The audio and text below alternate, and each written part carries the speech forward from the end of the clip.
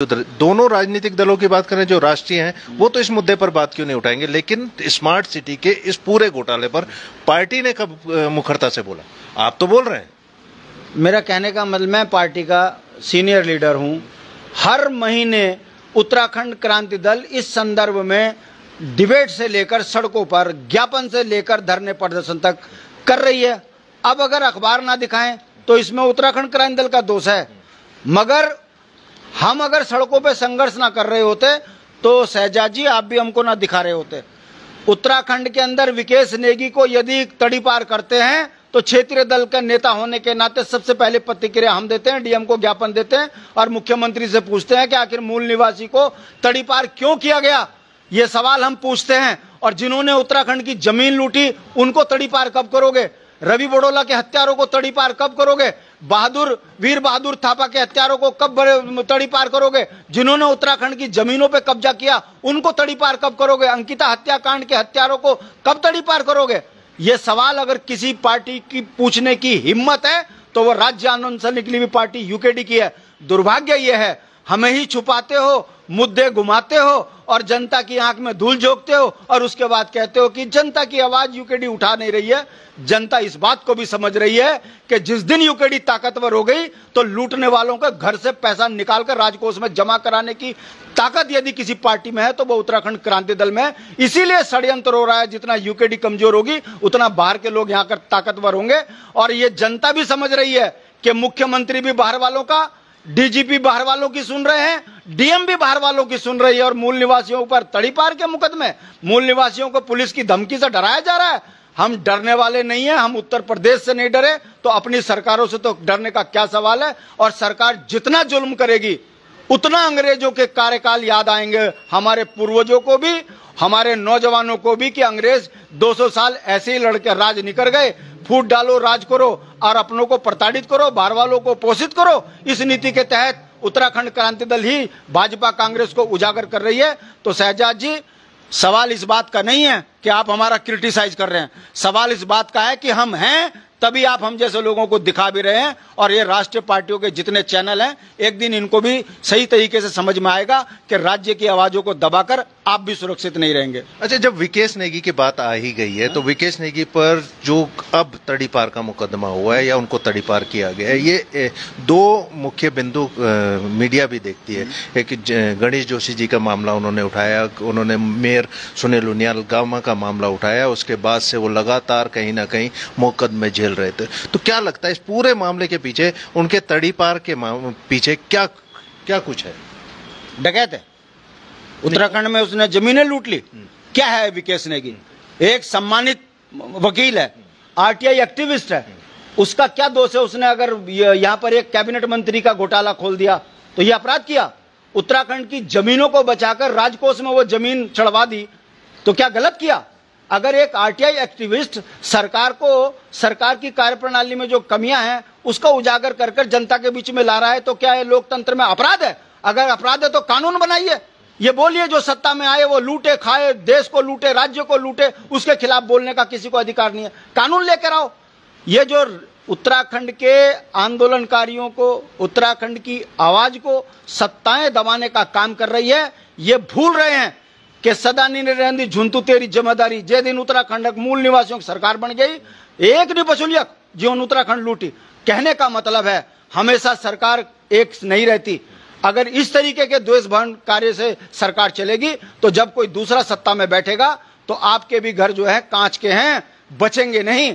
इसलिए द्वेषपूर्ण कार्यप्रणाली नहीं, सुधार कीजिए और विकेश नेगी के साथ जो अन्याय हुआ है इसमें सरकार आगे आकर उसको न्याय दिलाने की बात कीजिए।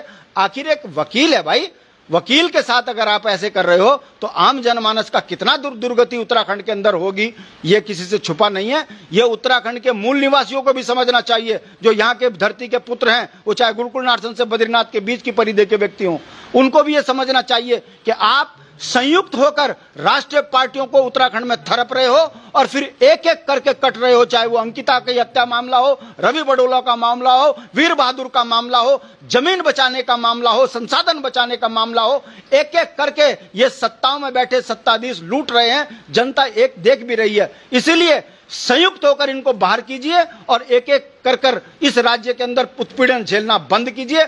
जब तक इस पर आप रोक नहीं लगाओगे, लोकतंत्र में वोट एक बहुत बड़ा ताकत है, वोट से इनको बाहर नहीं करोगे तो एक एक कर उत्तराखंड का व्यक्ति अपने आप को यहां ठगा महसूस करेगा। यह दुर्भाग्य की बात नहीं है।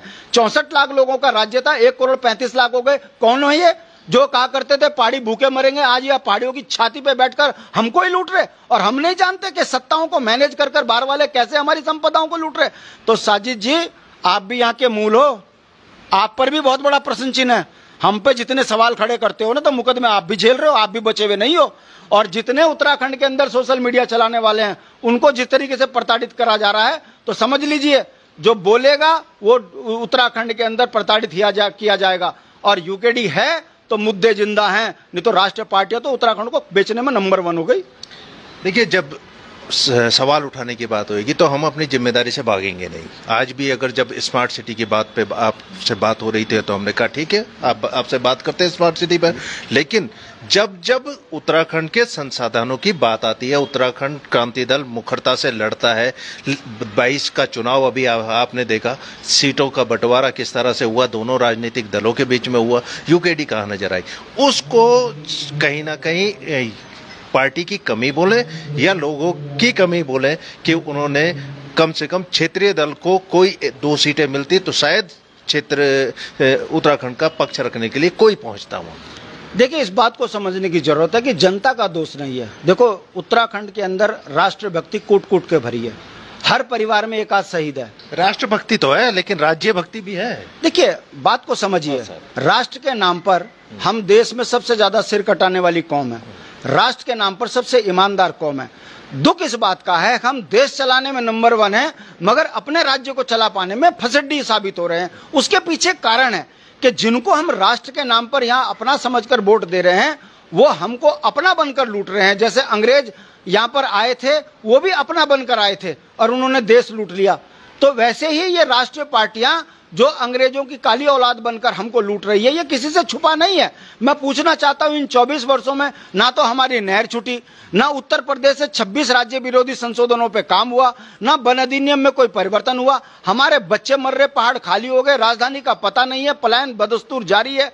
ये कैसा उत्तराखंड का विकास हो रहा है कि जिनके लिए राज्य मांगा, जिनके विकास के लिए उत्तराखंड में 42 से ज्यादा शहादतें होगी, सबसे ज्यादा कुठाराघात उसी कौम के ऊपर हो रहा है। उसके बावजूद भी यदि ये सत्ता में आ रहे हैं तो जनता धीरे धीरे समझ रही है कि राष्ट्र के नाम पर जिन्हें हम लूट रहे हैं, ये उत्तराखंड को लूट रहे हैं। और अब जनता इस बात का जवाब जरूर देगी, मेरा विश्वास है। चलिए, जाते जाते आखिरी सवाल ले लेते हैं, फिर वहीं स्मार्ट सिटी से क्या इस पर यूकेडी सरकार को जगाएगी? सवाल हमारा ही है आपसे, आपके माध्यम से जनता से, कि स्मार्ट सिटी का काम एक पंचवर्षीय योजना में नहीं हुआ, दूसरी पंचवर्षीय योजना में भी नहीं हो रहा है, अब ये तीसरी पंचवर्षीय योजना में भी आपको स्मार्ट सिटी होती हुई दिखेगी नहीं। जाम यहाँ है, पोल्यूशन यहाँ है, रोज की दुर्घटनाएं यहाँ है, डकैती यहाँ है, चेन स्केचिंग यहाँ है। तो स्मार्ट हुआ कौन? स्मार्ट के नाम पर स्मार्ट धामी जी हो गए, स्मार्ट के नाम पर कैबिनेट मंत्री धाम स्मार्ट हो गए, विधायक स्मार्ट हो गए, पार्षद स्मार्ट हो गए, जमीनें पहाड़ बाहर के लोग बेच खाए। अब ऐसे में कैसा ये राज्य स्मार्ट हुआ है, कैसी ये अस्थायी राजधानी स्मार्ट हुई है? ये यक्ष प्रश्न जनता के लिए है। और अभी भी अगर जनता नहीं समझ रही है तो देखिए, आने वाले समय में मुट्ठी भर जगह के अंदर जिस तरीके से घनत्व बढ़ाया है जनसंख्या विस्फोट कर ये उत्तराखंड के लिए घातक है। बीमारियों की जड़ उत्तराखंड बन गया है, मलेरिया डेंगू की शुरुआत हो चुकी है। अगर इसको स्मार्ट सिटी बोलते हैं तो ऐसी स्मार्ट सिटी इन राष्ट्र पार्टियों को मुबारक। चलिए, स्मार्ट सिटी पर आप कितना अपना पक्ष रखते हैं? क्योंकि अब जो मीडिया है वो एक पक्षीय तो एक तरफ तो कभी नहीं है, क्योंकि आप देख रहे होंगे अगर आपको अपना कोई कुछ भी कथन रखना है तो आपके पास